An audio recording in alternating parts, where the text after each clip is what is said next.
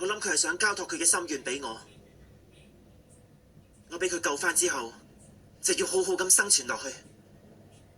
咁就係佢生存嘅意義。大老侄，我嘅細路，作為哥哥嘅我好自豪。不過既然冇事，點解你又唔即刻翻嚟啊？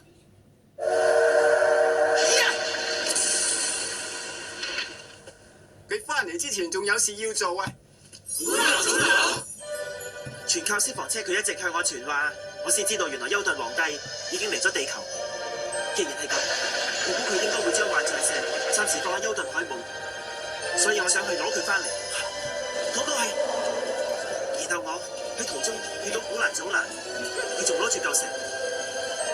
可以嘅話，我好想擺脱休頓皇帝嘅支配啊！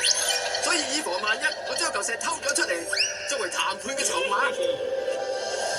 反抗休頓皇帝嘅人，冇一個可以生存到落去。